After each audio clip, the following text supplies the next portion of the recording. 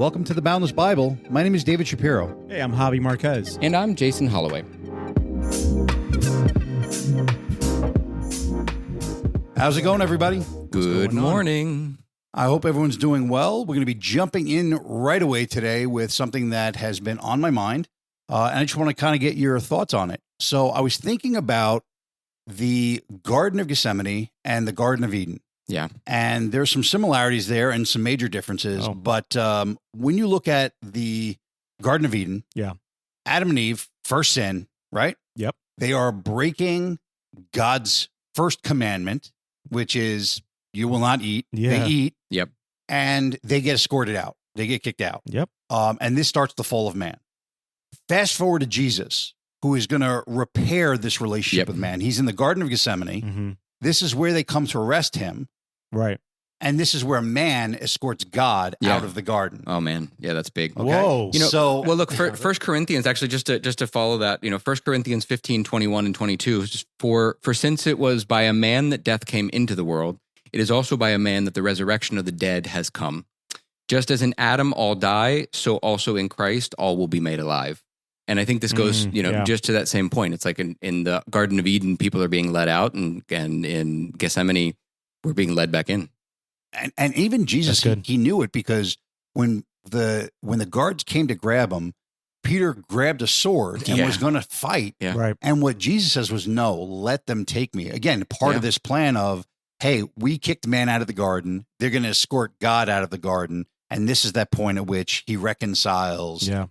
sin Yeah. that was brought into this. I just see major sin there, right? Like you, man, escorting God out of his own, place or whatever, wherever he was, just kind of you escorting God out. That's major sin for me right there. I don't know.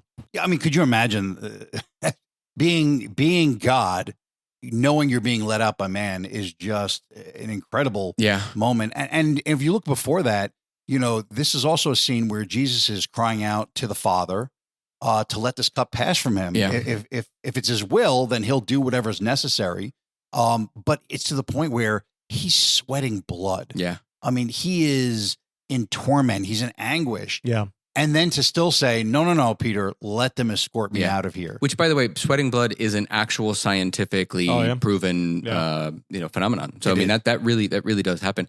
I'll tell you, him being in the garden and praying to God and asking for His will to be done, and really being that like deeply sorrowful and scared about it, is the beginning of the Easter story for me. Right? Like he's done all these great things, he's done all these wonderful things. He knows it's coming, but now's the moment it became real. And this is the moment when he has to truly, in that last moment, allow the will of God to happen. And I think we as humans, this is the beginning of our transitions into whatever's next in our lives, right? We have to be willing to, and we may sweat blood over it, but we have to be willing to say, I'm not sure I want this, but I trust you. I believe in this, and I'm going to see what comes. And I think that that's the beginning of the resurrection story, and the metaphorical resurrection story we all have, of being able to say, I'm changing my life from one element to the other, and it all starts with me being willing to let go. That's good. Yeah, well, I mean, the resurrection is about hope and transformation. Yeah. And unfortunately for most people, hope and transformation only comes at the end of torment and hardships. Yeah. And, you don't ever get to that point where you're saying, wow, I'm fully transformed, unless you go through a little bit of pain. Hardships, A little bit of aching. Yeah.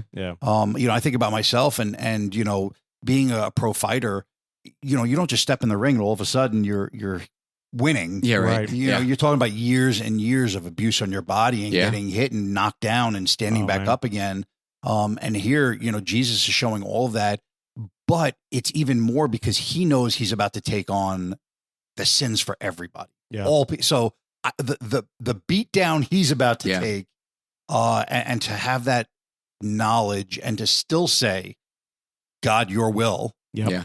It's incredible. Yes. I know I wouldn't be able to. It's unfathomable. I mean, really, to know that you're about to undergo some of the worst pain and torture and mocking and humiliation, and you're going to have to do it with, not with a smile, but you have to bear it in grace.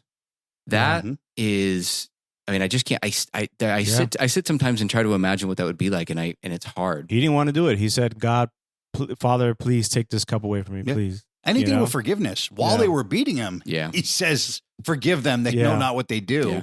Which again, I want to bring it back to people's story, right? Like when I'm going through something and change is hard, right? Yeah. And if we're metaphorically connecting symbols here, it's like I have to choose to change, but then I have to go through the change. Yeah. And for Jesus, the change was the beating, the mocking, the on the cross, the things like that, the accusers fighting back and stabbing, and it's ruthless, right? But that's what change is in our life. It's difficult, it's hard, there's hardships, there's difficulty, and yet we have to go through it anyway. And we can choose two ways. We can either go through it gracefully, or we can go through it angry as well. But Jesus, again, as always, is the greatest example of what we should be doing and how we should be doing it. The crazy thing is too, like, for it to be done there with the Romans and their level of brutality and torture, and then to be crucified. I was hearing that crucifixion is it's for the poor. It's like the worst of the worst. For you to get, not even the Romans were crucified whenever they did anything wrong. They would just kind of escorted out. They couldn't be legally, by the way, they couldn't be legally. Yeah, legally, right? Yeah. And it's like to be crucified in that sense and to be done. I mean, why couldn't you just kill him and just, that's it, right? Yeah. But he went through that pain and agony. And I like to think that we have a God that relates to our, pain and agony when we go through it. Maybe not in that level of torture, and maybe it was. And I think we see that through the apostle. We see that through other people that follow Jesus Christ during the 14th centuries or beyond, right? How they got tortured and be martyred. I mean, Jesus Christ went through it too. Yeah. So well, and he got through it the same way that any of them got through it, just the same way as we get through our trials, which is by focusing our attention on God first and not on ourselves. Wow. It is that's again, this Easter story is so powerful to me. As I've told you guys before, Easter was the time I came back, because I sat in a church and I had the Easter experience, and I realized what it is to be reborn. I realized what it is to resurrect. And for Jesus to resurrect was to save us all, but we ourselves need to resurrect ourselves on a regular basis, or at least at certain key moments in our lives to be able to come back and be something better than we were. But we aren't able to do it ourselves. Jesus didn't do it himself. Right. Jesus did not go through that torture by himself. Jesus did it by keeping his focus on God and the goodness of God and the truth and the justice of God, and saying, even forgive them, they know not what they do. Right. And even as I've gone through changing back into being a Christian, there have been people who are like, why? What are you doing? So I have my mockers, right? I have my accusers. I have my people who are like, wouldn't you rather be doing this, that, and the other? Come on, man. Like you don't do that anymore. Yeah. Like I have my mockers and my accusers, and it hurts sometimes. You have to let people go, and you have to do. You have to move on. And again, I just equate this story of the Easter story with this change that one has to go through in order to go from being a worldly person to a Christian person. Yeah, yeah. And I think resurrection is, you had to have the resurrection. You had to have the death, the burial, and the resurrection. You had to go through that. I think we see that through the symbolism of baptism. How you go into the water and you come out transformed, right? We're talking about transformation. We're talking about, death, burial. Like I was seeing the Last Supper, right? Mm-hmm. The body of the bread and the cup and the blood there is all. We need all that, the death, burial, and resurrection to actually move forth within our faith, I think. Well, without it, our faith really doesn't have much legs to stand on. Totally. I mean, let's look at the base. And maybe this is even too basic, but look, Jesus is on the cross, dying to the flesh so the spirit can live. It's about as basic as it gets. Like that's what we are called to do every day. Every morning we wake up, we are called to die to our flesh and follow the Spirit and believe in the Spirit and trust in the Spirit. Yeah. So again, the resurrection story, or the Easter story with the death and resurrection, is a very daily, powerful story to me. And what he does is, even before this moment where he's escorted out of the garden, he knows that we are just, again, made in his image. Right. And part of us, and you had mentioned it, Jason, about, how it relates to us today and what people are meant to go through today and going through their trials and tribulations and all of that. When you look at John 14:12, it says, "Truly, truly, I say to you, whoever believes in me will also do the works that I do, and greater works than these he will do." So not only is he saying you're going to do what I'm doing, but you're going to do it even greater. Yeah. And that's a huge shocker to kind of go, Jesus is saying that I'm going to do something better than him. But it's something where he's saying, listen, you are going to be going through your own trials. You're going to be able to do things through the power of God. At this point, it's the Holy Spirit. Yeah. To be able to do things better than me. Yeah. And that is something to look forward to. That's hope to me right there. Being that I am a follower of Christ, and to be able to go, wow, I'm going to do maybe more than what Jesus Christ did. And we see that through the discipleship, through the evangelism of what they did, and the kind of the spread of the gospel, which is incredible. But also, I like to think, resurrection is needed because, and for us to do that, to die of this fleshy body that we have, and to be glorified like he was, man, that's something to look forward to, I think, too. We have to die of this sinful flesh, right? To let it go before we can achieve great things. Yeah, it's like, that's incredible. Yeah, and look, I mean, I've said it before. I think that the idea that I'm going to do things that are bigger than Jesus is kind of a big pill to swallow. It is. I mean, it's a very large pill to swallow, and to some extent, I'm disbelieving of it. But I think if I'm trying to find, I think I've mentioned this before. Somebody once told me, when there's something in the Bible that you can't make sense of, it's not because the Bible's wrong; it's because you don't understand it yet. Right. And so as I sit with that thought of like, what does it mean? If Jesus said it, it's got to be true. But what does it mean? And just because I'm having a hard time understanding it doesn't mean it's not true. So what does it mean? And I kind of think, on metaphorically, it easily makes sense. Heal the blind by helping people who are not looking on the right path to find the right path, or to bring people back to life. People who are struggling with any number of things in their life, and helping them to like repent and turn away. Repent meaning to turn back on your old ways and to do things differently, and to find a new life. Right? Like we can do that metaphorically. Do I think that I could actually raise the dead? Do I think I could actually heal a blind person? I don't know. Maybe my faith isn't great enough to be able to do that, but I don't know. But there's got to be something in that to tell you that when you have your flesh behind you and your spirit ahead of you, nothing is impossible. And I think that's, even if I don't understand the full thought, I can understand that, and I can move forward with that, and it makes a lot of sense. Yeah, I think when I think about that of, just kind of Jesus, I'm going to do greater things than Jesus, in the sense of doing miracles and have this power. I think the same way. I'm scared to think, no, I'm not going to be able to raise that. But now that I'm listening to you and just listening to the fact of this, wait a minute, we saw the apostles do the same thing as Jesus Christ. Yeah. They did heal people. They went out and did many things. And I feel like at times, maybe we don't have enough faith. Yeah. Maybe we're not calling upon God. Well, even the apostles didn't do it at times because they didn't have enough faith. I think probably that's what it is. I think it's, if we, he says, ask and you shall receive. And I think, not to say that I'm going to walk around and I want to start healing people, but maybe start having more faith. Maybe I need to pray a little more, or give my life more to God, and to go, hey, I want to do great works in you. And see what happens. Really ask those things, really pray for those things. And I think I like to believe that God will give me the power. But when I first think about it, no, because guess what? I'm thinking about my own power. Yes. And I don't have that power. Right. Yeah. But for me to help somebody else, or to give somebody, to do a miracle like that, to heal somebody else, it wouldn't come from my power. It would be coming from God.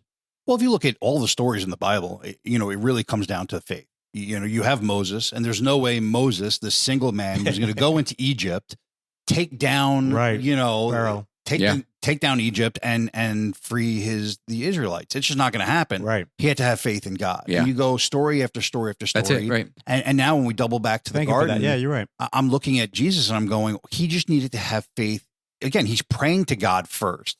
He understands what he needs to do. Then he's trusting God, the Father, in his being escorted out of the garden. And this is where I look at myself and I go, yes, Jesus was perfect, but none of the other characters in the Bible were.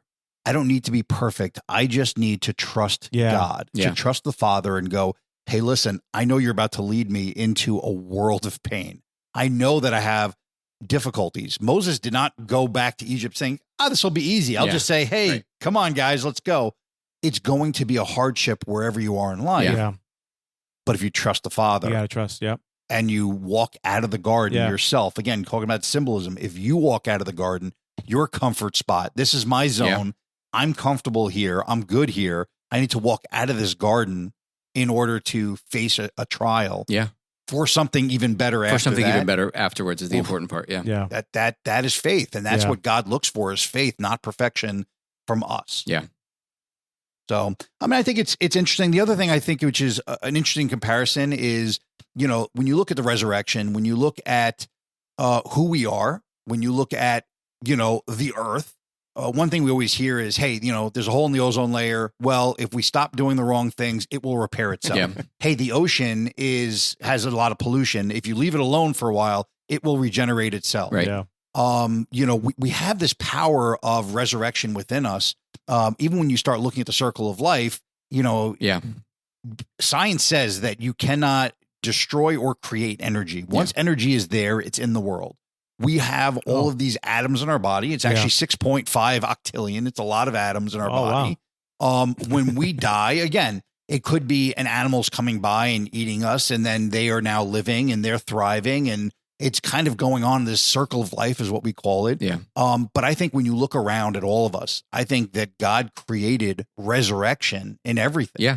Yeah. I mean, literally the circle of life. An animal dies, another animal eats it to live. And that, you know, a person has to be born from another person. You know, even look at lineage, right? Like a person, they say a person lives on through the next of kin. And so it's like the resurrection is around us everywhere. Maybe not in the sense that we read about it in the Jesus story, but resurrection is everywhere. The plants die to be life for something else.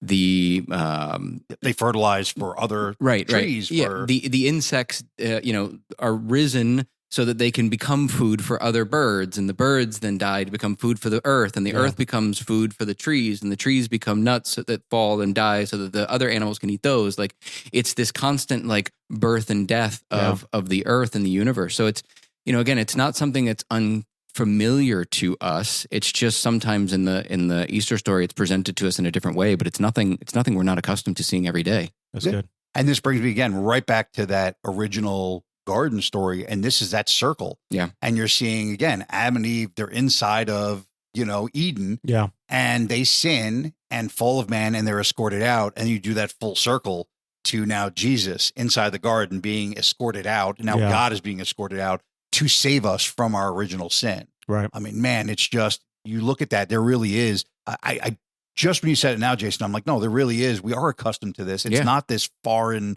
thought. We've been seeing this all the time. Yeah, we just don't call it that. Yeah. There's a comedian, and he says, you know, Christians are funny because they believe in these weird things, you know, like resurrection. They're like, but literally they're, you know, they believe in talking to a bush. So like the fire bush, talking to that is okay, but I'm not going to believe in this part here. And it's really interesting because we do see these things all the time. It's just opening our eyes to a different scenario, a different perspective of what's happening with that. Yeah, completely. So this was good. I mean, I definitely enjoyed this. There is so much more for the Easter story. Yeah. So much more about, you know, the death and resurrection and you know, the body and what will happen to us. And man, you know, Jesus is definitely not shy on words when it comes to what's going to happen after he dies. Yeah. So we definitely want to jump back in this at some point, but we really appreciate you listening. Looking forward to spending some more time with you. Happy Easter to everybody out there. And if you have any questions, concerns, comments, we'd love to hear from you. You can either contact us on our website, theboundlessbible.com, or any platforms you get our podcast from. You can just comment right on there. And if you needed a sign to go to church this Sunday, this is it. Go to church. Nice.